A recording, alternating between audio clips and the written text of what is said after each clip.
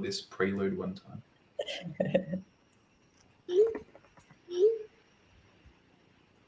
Hey everyone. Hey. Hello. Oh, I wish you guys could talk as well. Say hi in the chat. I'm just going to wait for a few more people to come in. But I hope you're well today. Joe's here, Quinn's here. We're waiting on Sid. Hey everyone, how you going? Everyone says they're sticky, so that's good. Sticky ecosystem. I see some of our big Twitter boosters in the chat, which is awesome. Who are you seeing? Cruz. Yeah. Welcome. Love this. And Charles. Hey, Charles. Garrett. Fran. Kevin. Okay, so Kevin, you're one of my favorite people. Thank you for joining. Just give it one more minute. Okay. And Lauren's here as well. Hey, Lauren.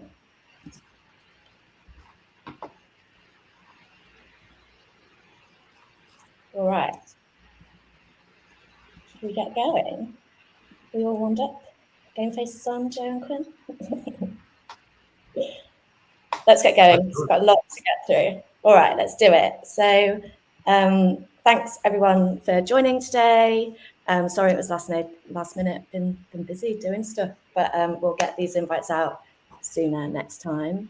And obviously they're all recorded after, so if you want to send to a friend after, you can using the same link, and I'll make sure to share it in all of the channels.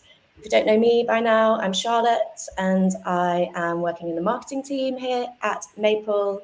I joined about 4 months ago, and during that time, it's gone from strength to strength, probably because of me.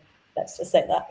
But, we've been hosting these community calls since the beginning of the year, and a lot's been happening. So last time we were here, we threw a spotlight on the new pool from Maven 11. They launched a pool denominated in ETH, which was cool, as well as Celsius, our first CFI pool delegate, joined the platform. And we were showing you lots of pictures of our first in real life meetup with the team down in Miami, and loads of pictures of pancakes from our mixer and the events that we were attending that month, like ETH Denver, etc., etc. And Quinn obviously gave that very important update on Solana. I was here again today because the mainnet is looming.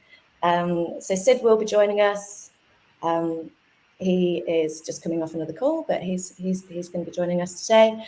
But most importantly, Joe's here. So Joe we're going to treat him as a special guest because he doesn't usually speak on behalf of Maple, but now that he's been bringing heads of engineering in and heads of product in, he's got a little bit more time to talk to you guys and get out into the world. So you'll have been seeing him in some powerful podcasts with Token Terminal this past month, and we hope to see more of him. But he's also the numbers man, so that's why he's here today to run you through our treasury performance from this quarter, and the key contributing factors really as to how we, how we did what we did.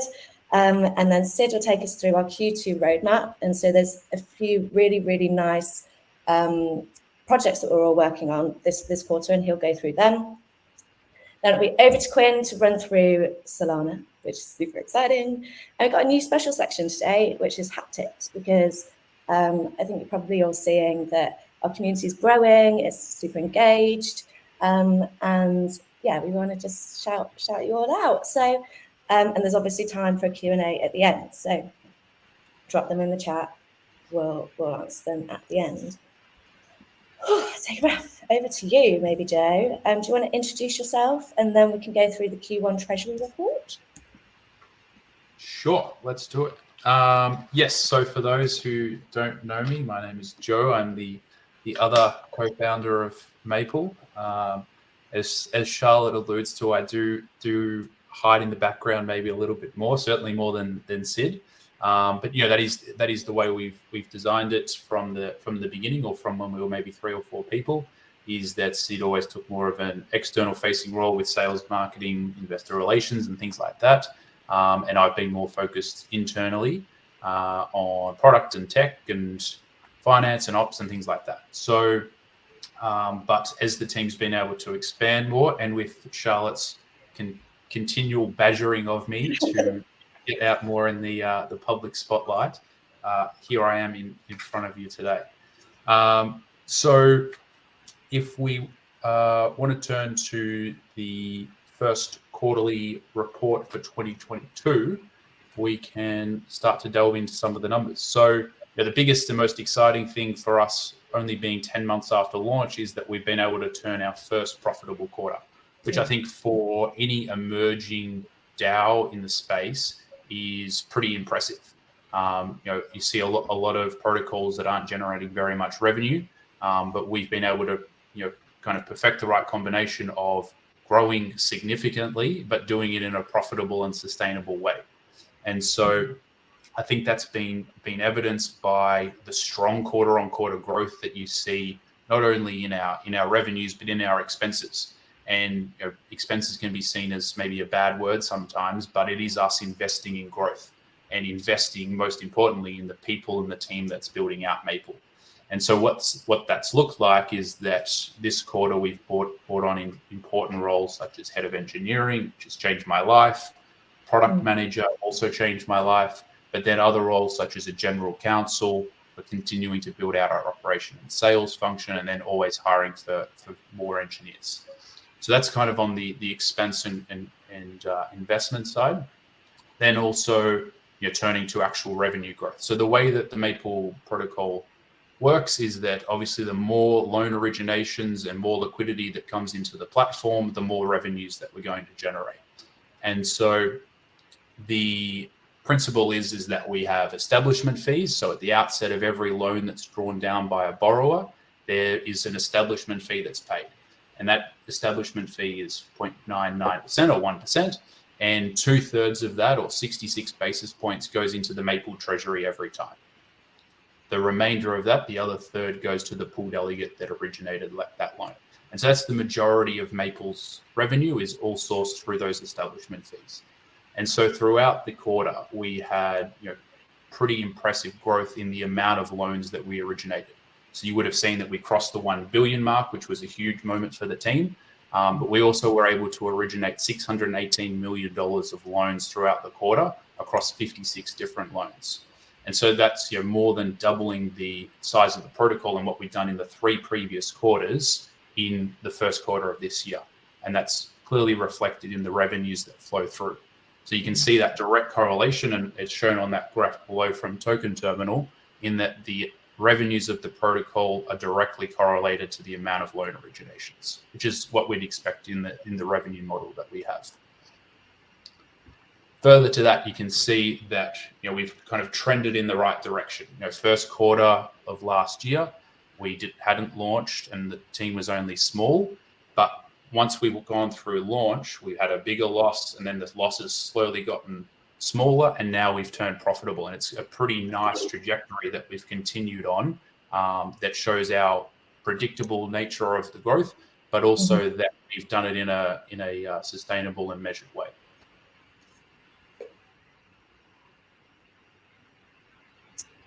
Nice. All right. Well, maybe we can, there are really great charts, and it's so good to be profitable after 10 months. And so, yeah, smashing it on the way that you structured, how we make money, and showing that actually these revenues are going to be sustainable over time.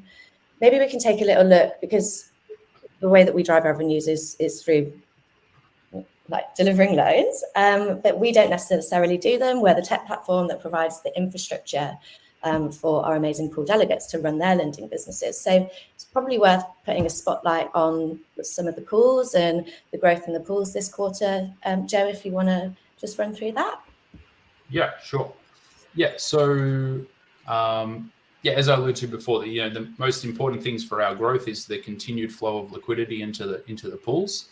And so, and that then enables us to continue originating loans. And so the pool delegates have done a fantastic job over the quarter of continuing to maintain utilization rates. So it's one thing to just have the money flowing into the pool, but then it's another thing to efficiently be using it and deploying loans in a consistent and in a consistent manner. So our average utilization rates across the pools have been typically over 90% consistently since launch, and that really separates us from other protocols in the space because we're able to utilize the cash and put it to work, which one provides returns to the lenders, but also provides the real utility to the borrowers, which is the liquidity that they require.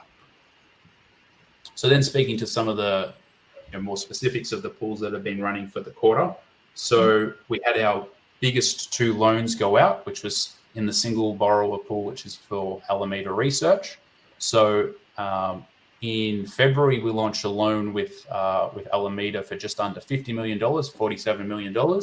And then we followed that up with the next tranche the next month in March, being a new loan originated for $77 million. And so that's then taken, and that was the actual catalyst for us to cross over that $1 billion loan issuance mark. Then separate to that, we had the Maven 11 pools. So they launched their new WETH pool, which was highlighted at the last community call, but they've continued to see really strong growth in their USDC pool. So they've grown that to now a total of $270 million, which represented 60% growth quarter on quarter, and brought in a number of new borrowers to utilize that cash. One, I think Jin Chang was on the I saw on the call sheet. So from FPG was one of those new borrowers for Maven. Then another big launch that we had, which was a real strong indicator for the potential of Maple into the longer term, which was the launch with Celsius, and the utilization of them having a really strong established lending business, but seeing the utility of launching a pool on Maple to utilize our infrastructure. And so they're providing their own capital into the pool to then deploy it out to borrowers that have been onboarded to the Maple platform, but all utilizing our infrastructure and the smart contracts that we've built.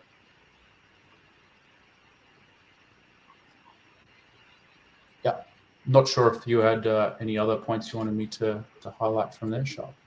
Well, you are forgetting Maven, who also launched a pool in Q1 with denominated in ETH instead of USDC. So they've got an amazing pool denominated in USDC. But because of the success of that pool on the platform, they opened up a wrapped ETH pool.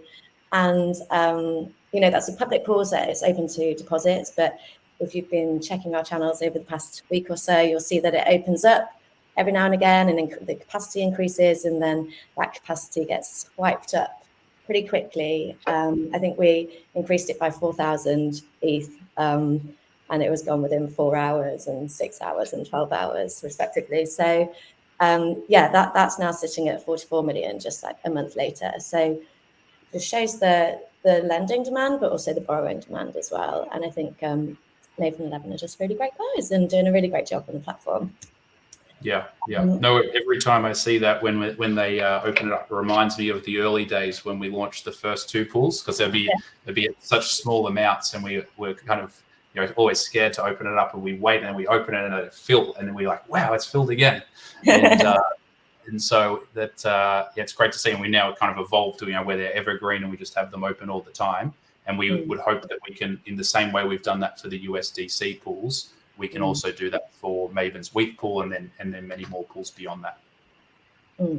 Yeah, it's amazing. So if you do want to get into the ETH pool, then turn your notifications on Twitter and join our Discord, because that's where the action is happening.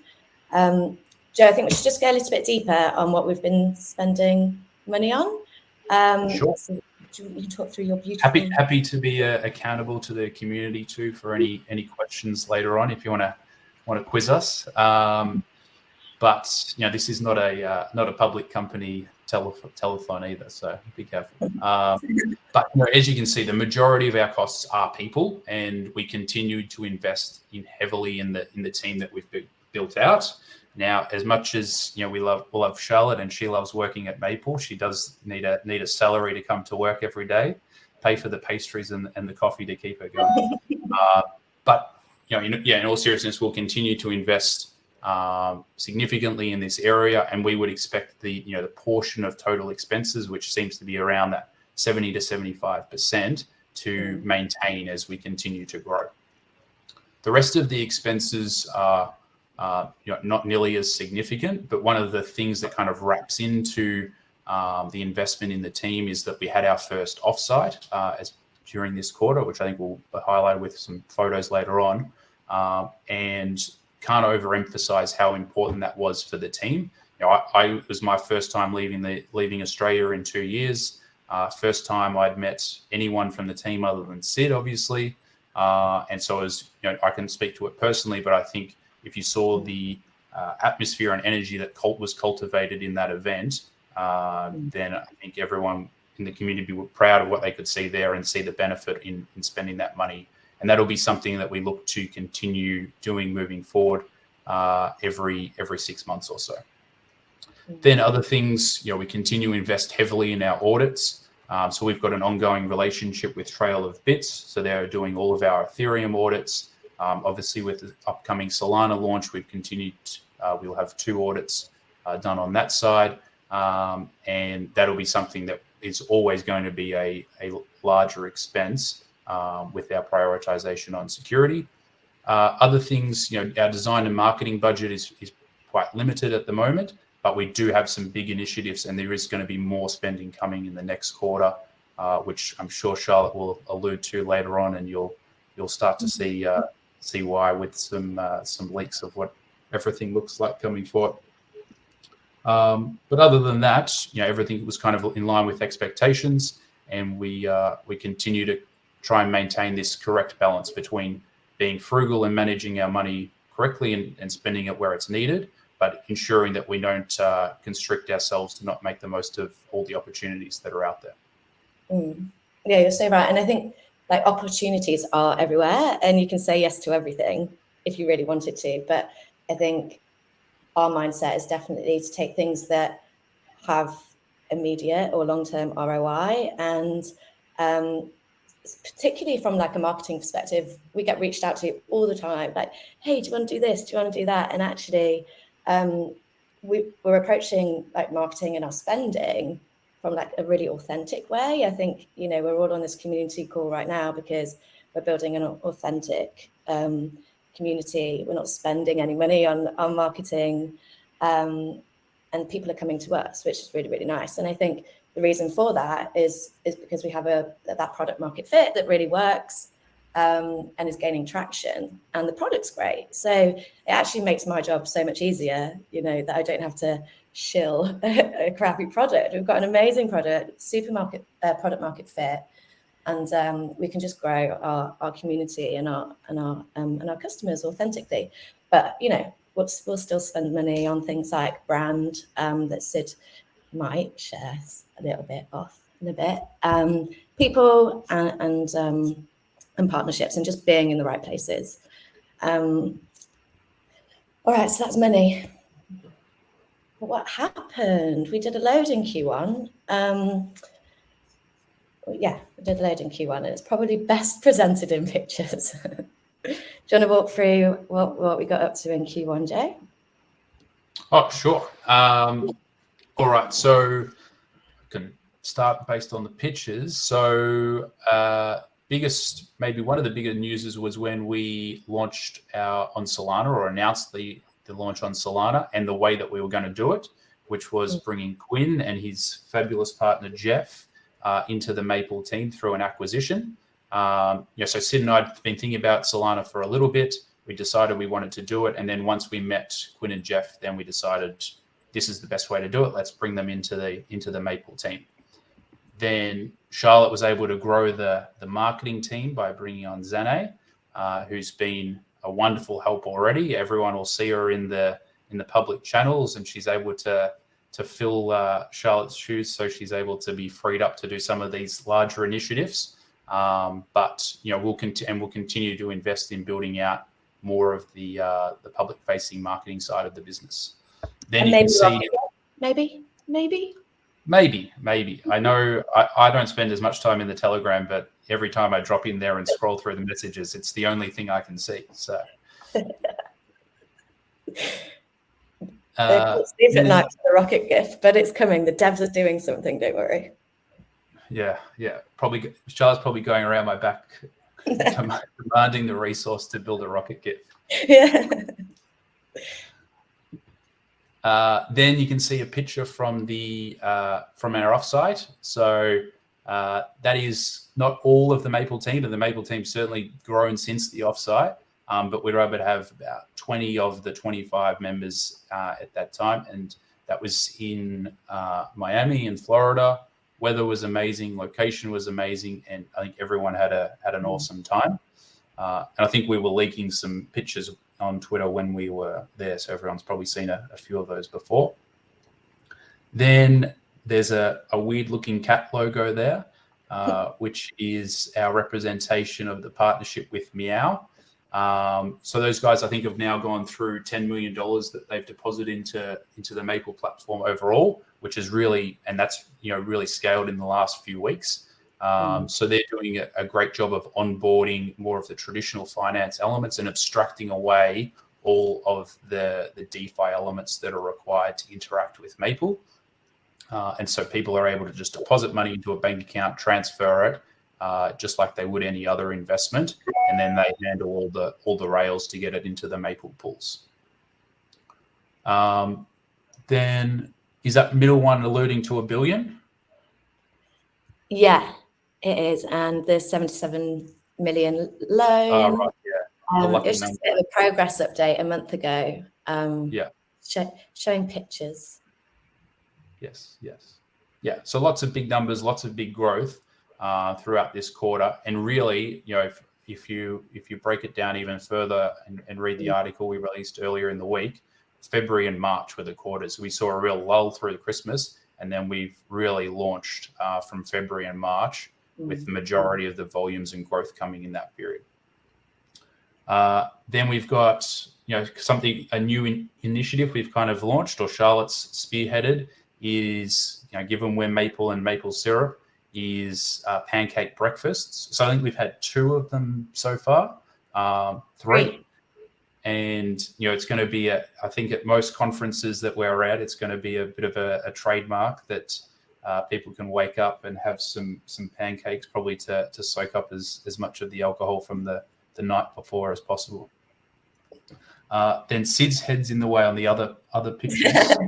It was with Anchorage, and I think it's just a bit of a just celebrating the partnerships and the integrations that we've had over the past month or so. So people can now custody their NPL with Anchorage, which is amazing because they're the first federally chartered digital bank, and it just shows the trust and security in our platform that they're hosting our tokens there. So we just had loads of mega moves with people this quarter, mega moves on money and pool growth, and we're just getting started. I think there's so much momentum, isn't there? I definitely feel it. The momentum gets me out of bed in the morning, but I think that other people are sort of like, the community is obviously growing, but there are lots of eyes on Maple at the moment as well. So we're seeing people want to write about us and do research on us and report on us. So people like Delphi Digital and Token Terminal, Mazari, Reuters are reaching out to us to talk to us and explore our platform and dig deeper. So all of this stuff that we've been doing from both a numbers perspective as well as a team and community building perspective, it's actually people are taking notice and knocking on our door. So yeah, we're loving it, and we're going to ride the wave for as long as we possibly can, and start celebrating maybe some of our success. So I think coming up this next quarter, there's some more key moments in time that we're going to be able to shout from the rooftops a little bit and start owning our voice as the company that we are today versus last year. So I'm really excited for that, but I won't tell you too much about birthday month. But maybe let's look forward at least to Q2 and the 3 months that we've got ahead of us. I mean, we've kicked off pretty fast already with loads of deposits coming into the platform, and there's some very, very exciting things that are happening over the next couple of weeks. But Sid, do you want to give people a little bit more of a longer runway on what we're going to be doing the next three? Yeah, sure. Happy to. I did need to rest my voice a little bit because of last week at Bitcoin Miami. But no, let's take a look at what's happening in Q2 for us. So we built a pretty strong pipeline coming out of Q1. I think we're mostly in line with our early goals. So we did want to hit that 1 bill by the end of March. I think we're probably on track to close towards 2 bill in active liquidity by the end of June, which will be round out the end of this quarter. And then, of course, over the course of this year, we want to hit 5 bill by the end of December in active liquidity. So lofty goal, but I think every year we're seeing our originations grow month on month, which is fantastic. So what are we going to try and deliver over this quarter? 5 core things. So we'll have the launch of the XMPL token. So this will be a way for MPL holders to finally stake their MPL, get back XMPL, and then participate in their share of the protocol revenues through being part of that staking. And what will happen there is that the treasury will recycle, repurchase MPL and distribute it to stakers. So that'll be there in May. Then also in May, we'll see our 1-year anniversary. So super exciting. Can't believe we've been on chain for a year now. And we're going to celebrate that with a refresh of the Maple brand. So super excited, but we're not going to leak too much alpha on that ahead of time. That's Charlotte's keeping that one tight-lipped. And then we've got on product, aside from XMPL, which is a big change, we'll also have refinancing and building a staking interface for people on the front end. So this will be really cool. It really will be a game changer for us because with staking, people will be able to avoid impermanent loss, which I know has been a big issue for a number of MPL holders who have wanted to participate. And then otherwise, we're going to continue to focus on new pools. So the main one for us will be the launch of crypto's first mining-based lending pool. So we did do an event related to this. So our third Maple Mixer was very much focused on BTC mining. So we had great turnout from Galaxy, from Foundry, from Core Scientific, and we did host a great panel. With pancakes, of course, with pancakes. We do have to evaluate the quality of each of the successive pancake breakfasts for people. I think so far the pancakes of the London one probably topped it on the quality side. Yeah. So you gotta go far for good pancakes. We'll find it. But that pool should hopefully review or calendar of pancakes review out to the community every time we host an event. It can be a competition to have it a recurring every annual. They get a breakfast a Maple breakfast every year if they're the winner. We start auctioning it off. State of the stack address. Yeah. So that pool is going to be coming around. Hopefully, we'll have that implemented by June. So that's definitely the loftiest goal we're going to be going for this quarter. And then, of course, the nearest and most exciting one for the next month is Maple Solana. So we're planning to launch that in the next few weeks. And this will make Maple the first under-collateralized lending protocol in Solana. And with that, I'm going to throw over to Quinn. Awesome. Yeah, I think it's really amazing to see all the momentum of Maple in the last few months in general, and then in particular on the Solana project. Yeah, so you can expect mainnet, a few weeks before the end of the month to come out, which is a super exciting goal. As Sid mentioned, first under collateralized lending protocol on Solana. It's really also the first institutional product on Solana as well. So we're going to be bringing over tons of new, investments to Solana, new funds over, working with different protocols and DAOs in this space, which is super exciting. In general, we're going to be making this beautiful product that we have at Maple available to more users through lower fees, and also to people in the Solana ecosystem who have SPL USDC and want to deposit in. So that's a super exciting goal that's coming out soon. I guess for me personally, it's been a super, rewarding journey up to this point. I came to Maple in January, after the Avari acquisition, as Joe mentioned earlier in the call. Since then we've seen Maple's TVL go from, I think it was around 400 or 500 million when I joined, to 900 million. Loan originations have 2x'd. We have the Celsius pool. We have these massive Alameda loans, and now coming out on Solana. It just feels like a lot's happening here, which is really cool. In terms of other projects specifically on Solana, what we've been working on the last couple months, reconfiguring the contracts to exactly match Maple's design. sending through 2 audits with, flying colors, and we'll have more details out soon on the audit reports, but, really positive feedback from the auditors there. New design, new Maple design, which you can kind of see here, quick screenshot on dark mode, which I'm quite excited to introduce, is a little bit more of a Solana, edge to, what Maple's already been doing. And then, spending a lot of time, meeting members of the Solana community, went out to the Solana Hacker House last week, meeting DAOs, meeting, whales in the community, meeting the funds in the community. So you can follow that journey on Twitter and also in our Discord, but really have been just doing a full court press to meet as many people as we can and educating the Solana community about Maple. And they're really excited to bring Maple over to Solana. So I think this is going to be, a huge victory for Maple and also for Solana as well. So we're just in the very final stages of our launch, lining up the initial kind of partners on the commercial side, and really can't wait to share with you guys who those people will be. And I think you'll be, quite excited by that. So yeah, launch is imminent, pushing ahead. And then Sid and I will be actually at the FTX Crypto Bahamas Summit, which will have a number of these Solana protocols and people there. So we'll be there, advertising the protocol and bringing more partnerships in. So pretty excited for that. In terms of a, longer ahead goal, have a number of different partnerships lined up. Particularly excited about one with Sega, which is a CEGA, which is a derivatives protocol on Solana. I think you can see their thing in the bottom right here. And basically Sega is a, similar protocol to Friction, which is doing about 150 million TVL on Solana. They're actually using Maple's tech as a launch pad and a liquidity program to, do their OTC, transactions with market makers. So that's super exciting, where we're seeing a protocol actually use the Maple infrastructure and Rails as a way to engineer their growth, which is something we haven't seen to date. So this is a really, awesome thing in general for Maple and also for Maple Solana. Working on a permission pool as well. So our first pool will be permissionless, meaning that, any person, on this call can deposit in to the pool, which is very powerful. And then working on permission pool with, different large CeFi partners as well, and hopefully to have announcements on that soon.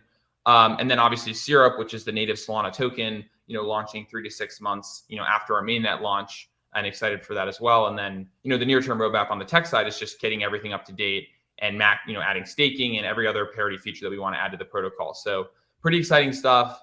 And, in terms of pictures here, that's me with the Ratio guys. They're also, mega bulled up on Maple, as are we.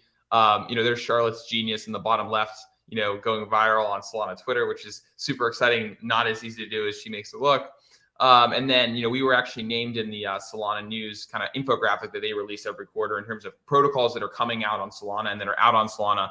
And now Maple is listed there and, hopefully making a big impact. So pretty exciting. And then if you haven't had a chance to read it, I wrote an article called Bringing Maple Solana Mainnet that was published a few weeks ago, and basically just kind of talks about our vision for the protocol, the story behind, Avari and Maple acquisition and all that interesting stuff. And we'll have more content coming out in the coming days. But yeah, super excited, and, can't wait to get this out there and share it with you guys.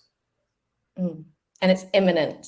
Is that right? It's imminent. So just waiting on your toes. Just waiting. And yeah, don't worry, we'll make big noise. Loud noises when we do go live, but it is definitely imminent. Do you have any big lofty goals for Maple Solana, Quinn? Yeah, I mean, Sid mentioned, 5 billion in active liquidity by the end of the year. I think, for Solana, setting really ambitious goal for us would be getting 1 billion of that 5 billion to make that contribution to the total amount. There's a whole host of ways we're thinking of doing it, but that's sort of our North Star, is trying to make Sid's life easier, right? He's making these big goals, so we got to help him out, and that's what we're aiming for. So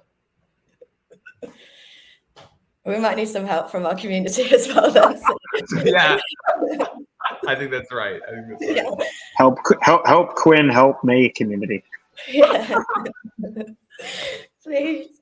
But no, we'll get there. I know we'll get there. We've been having really amazing conversations, like Quinn says, with like everyone in the Solana ecosystem, and also just, friends and family of Maple as well. So everyone's excited for us to come. And like Quinn says, that pool will be open for deposits when we launch on mainnet. So yeah, get ready. And it won't be called the Quinn's pool as it's listed here. We'll have it, a slightly different name. Yeah, there is. Yeah, you need to execute some loans there, Quinn. Anyway, I love dark mode. I think it's beautiful and elegant. And yeah, just the beginning. So super excited to launch that. Read the article for more and join Maple Solana channel on Discord. Oh, I'll have to slide in. Okay, this is the exciting section where I get to talk. Finally, I've been waiting. So I introduced this section called Hat Tips because, like I said, there's been so much growth and lovely stuff going on in the community this month. As always, better in pictures.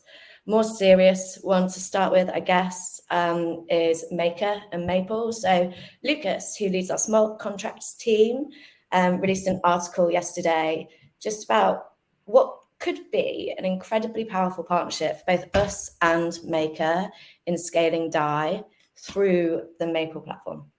It just would make Maker's life so much easier if they can use Maple's infrastructure to sort of sign and seal deals through our platform rather than them doing it themselves, basically. So we're treating it and seeing it and talking about it as a gateway for Maker to reach an expanded market through D3M, yes. And helping Maker reach an expanded market in a really efficient manner just by using Maple. So these conversations have been going on for a little while now over in Maker's community. And I think there's a lot going on behind the scenes in developing it, creating like a working product there. But Joe, chip in there because you definitely know more than me.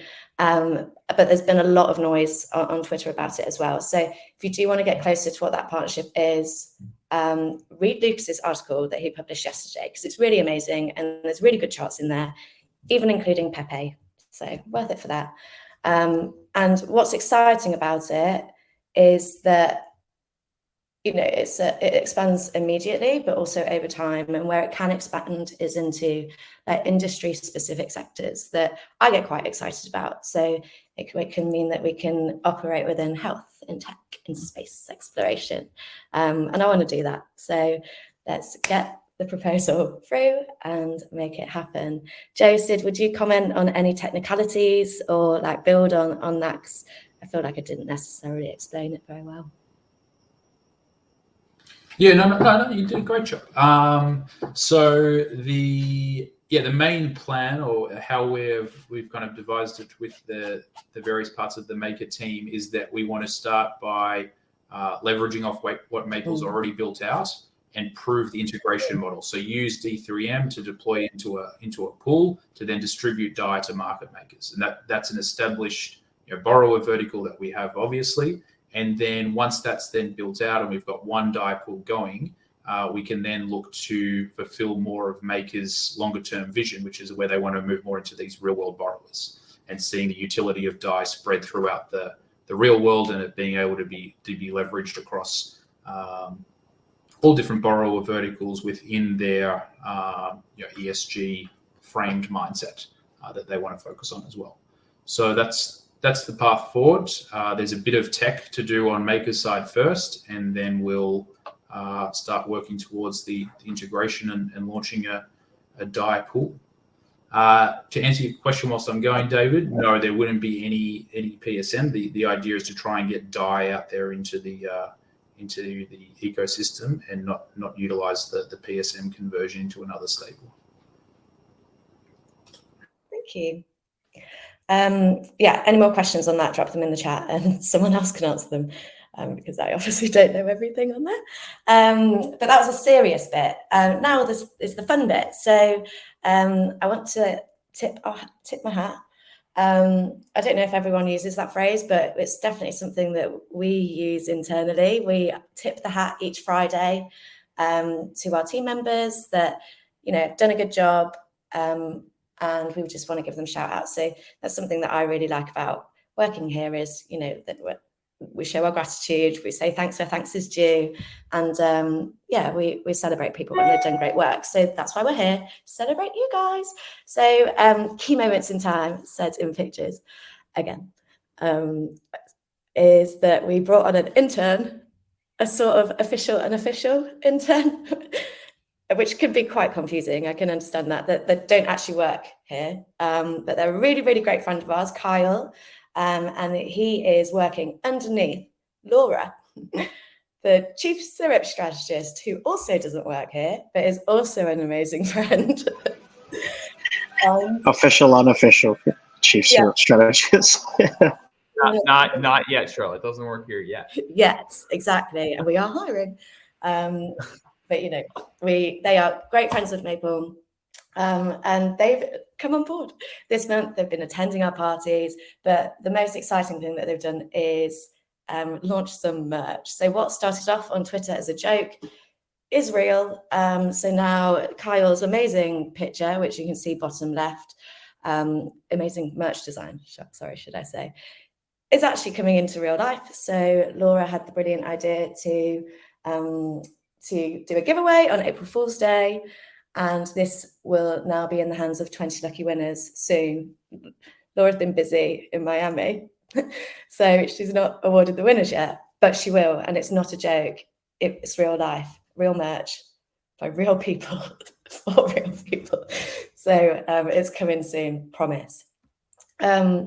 Really inspired as well by a lot of community-led opinion pieces. So these are real deep dives that you can see in the top left from Fat Mac and Cosmo, as well as Bodhi, an analyst over at Arca. And I don't know how much time these guys spent on doing this, but they're really, really insightful deep dives of their opinions on Maple today, Maple's future, and as well as like some investment theses as well, actually, from Bodhi, which is really in depth. So definitely dive into those. I created a thread and pinned it at the top of our Twitter. So if you've got any time, have a look. I particularly like Fat Max because of the title, which is Maple brings all the banks to the yard. Maple's milkshake brings all the banks to the yard, which I just think's great. Does anyone have, Sid, you're laughing. Is that also your favorite? Do you have a favorite? I gotta say that title was pretty good. I enjoyed all of them. I thought the Delphi one was really good because it had a lot of slides and graphics in there. And then I know Cosmo's one was great. That was, I think, the most recent one that dropped. Yeah, they're so good. So good. So, I mean, keep them coming, but also thank you for spending all that time deep diving. Because yeah, I mean, I'm not in the numbers, and I'm not in the platform every single day. So I learned something too. So I appreciate that. Max with us, isn't he? I can see him in the people list. Pardon? Yeah, he dropped a Cosmo's here. I think Cosmo's here as well. And I think Fat Mac dropped a question. They're all here. Ah, friends. Well, thank you. Fat Mac and Cosmo. Oh my God, winning combo. Thank you, guys. Really appreciate it. We'll try and get you some merch as well. Dream team. T-shirt shortlist. Yeah, make it happen. But thank you. We really appreciate it. And we shared those internally. Everyone in the team has been putting all the fire emojis on them, especially Quinn, because that's Quinn's favorite word.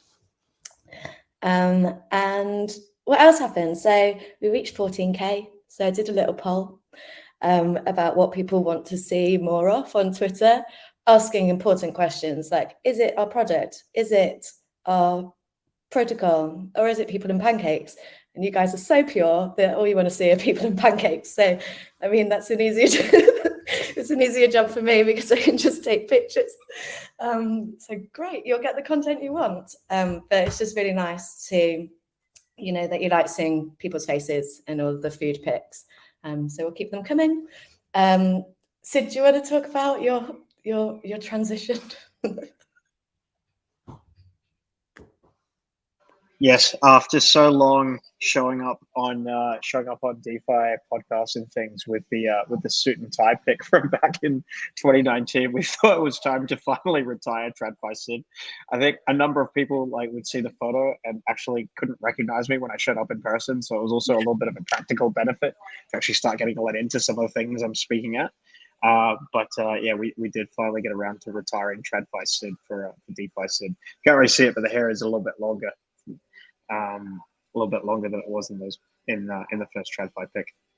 Are you aiming to grow it out? Like, what style are you going for?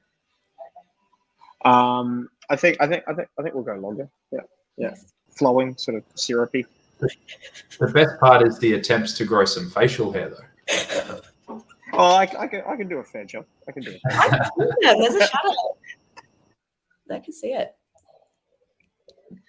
And all right, cool. So enough about Sid, but thank you, Sid, for posting that, because the comments on that post are gold. And if you're having a dull day, then just check out the comments on that post. I think we all know what my favorite one is on Sid's post, but it gets quite hot and heavy. Let's just say that. So Catherine, our GC's made a comment. Sid's done a lot of podcasts, but has yet to do one on hair, personal style. Good point.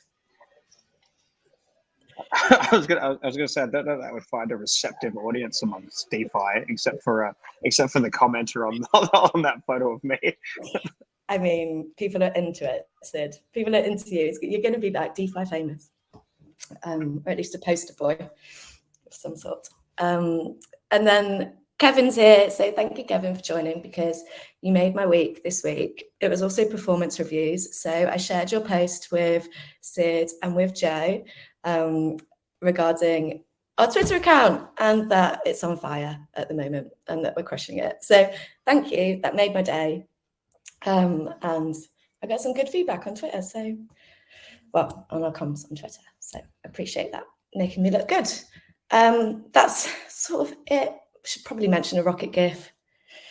I'm going to avoid that for now. Can you? I think you'll get called out on avoiding that. It's the one issue you can't sidestep, Charles. I should pretend that my camera's freezing or something and someone move to Q&A. But no, the devs are doing something, and we've got an exciting month coming up with our birthday. So if there's ever a time for a rocket GIF, it's going to be there.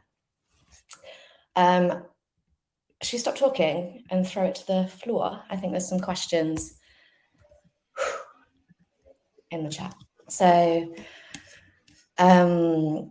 Sid, Joe, do you want to jump into the chat? I can read them out to you. So let's take FatMax and Cosmos. Let's do yours first. So, FatMac, in terms of pool capacity, are those decisions made entirely by Maple, or are the delegates involved in those discussions too?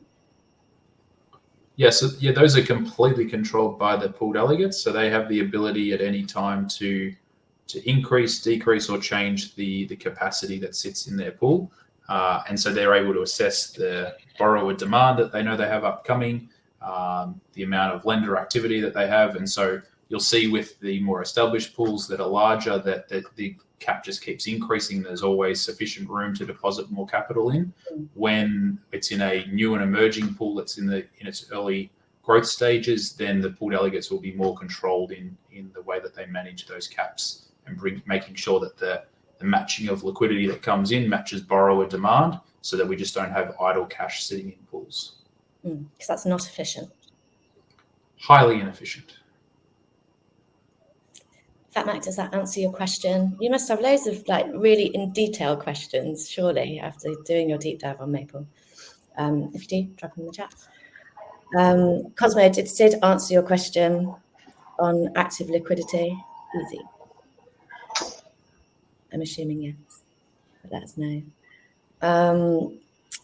Another question from Charles. Charles, you're always liking and retweeting us on Twitter, so appreciate that.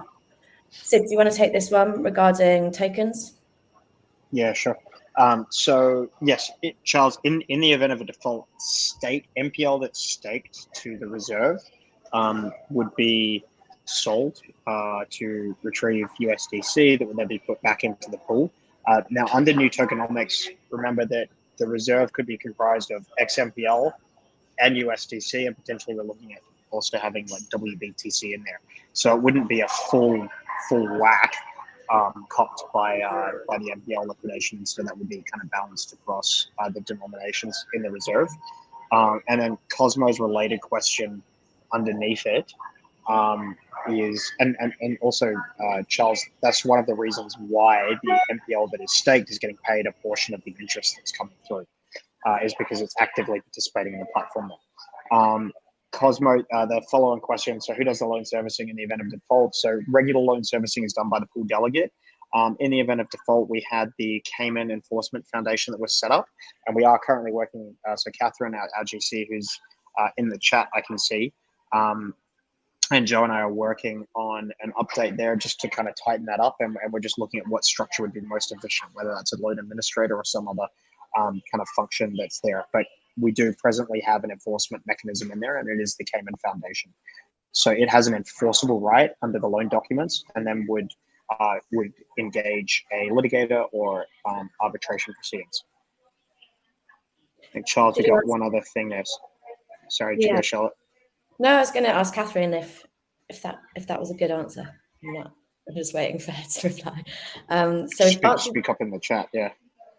So we've answered the question on defaults and loan servicing. Is that right? We've answered Cosmos. And then token holders. So this is the one from Charles here, wanting to add tokens for share of revenue. And I guess that's as part of XMPL. And I think we just answered it there. Yeah, perfect. So token holders who want to add their tokens for a share of revenue, are there minimum or maximum terms? No, you could add 1 token or you could add at least 100. So no minimum or maximum. I think it's probably just going to be driven by transaction costs. So obviously on Ethereum, if you're depositing 1, the transaction cost would probably make that uneconomical. Kind of, I suppose it's up to you. And you can also pick a time when gas costs are pretty low. And I see one other question from David. Yeah. So first, real world non-crypto native industry. So I think this would probably be SaaS companies, SaaS or fintech. So my view is that if you're a SaaS company, using stablecoins for payments is in effect an export subsidy if you're serving offshore customers. Plus, operationally, they're likely to be early adopters of that kind of thing. So that's probably SaaS and fintech companies are probably the first non-crypto native industry that we would target. I think the issue we found with other real world industries is that either they're already relatively well financed, i.e. the home mortgage market, or they're kind of further out on the credit risk curve. And so that's something we think about. I'd say Teddy from Notional Finance actually had a pretty good Twitter thread on this that came out last night, actually. Yeah, it's exciting. And one day, space exploration. Soon. When? When soon? When? Is that going to be your version of the rocket gift, Charlotte? Yeah, like the actual moon. Yeah, that's the aim. All right, cool. I don't see any more questions coming through, and I think it's about 5 o'clock in the morning for Joe. So if there's nothing more, guys. Oh wait, there's one from Cosmo. Good question. So one for the team. So MPL token emissions, how are you thinking about lowering the pool incentives, dilution, over time versus growth? Any specifics to share around what you are looking for before beginning taper emissions? Probably worth noting, we've actually already begun to taper emissions. So if you look at it, it has been on kind of a downward trend as the market in other liquidity mining programs has compressed. And from our side, we felt that we'd reached the stage where the product kind of speaks for itself. We are more well known, and we do have that kind of more sustainable yield that is coming from the underlying loans to the corporates. So we don't need to fully rely on token emissions. So we've tried to be quite sparing there. So I think currently the rough target month to month is that it's set at roughly, call it like 6 or so percent, 6-7%. That will fluctuate with prices of the token, which we don't have control of, obviously. But we certainly are looking to taper it, and that is kind of consistent with what we view as the most important part, which is transition to sustainability, long-term sustainability. And I think we're getting there. Okay, if there's no more questions, we'll wrap. But I think that, you can see we've got momentum, and we're going to keep that momentum coming into Q2 with us. We're going to be releasing some more content over the coming weeks, because I know there's loads of questions around XMPL, when it's happening, what it means, how it works. So we'll try and get ahead of that go to market with some more educational pieces. And we'll also write this roadmap up and share that as well as long form. So you can dig in over the weekend, as you so desire. And we'll just keep sending pancake pics as and when. Every day. I could send them every day if you wanted, but I'll filter them through. Any last comments from any of the Maple team here, or should we say our goodbyes? No, farewell. Thanks everyone for joining. Thanks, everyone. Bye, guys. Thank you. The recording's Hey, guys. after. Bye.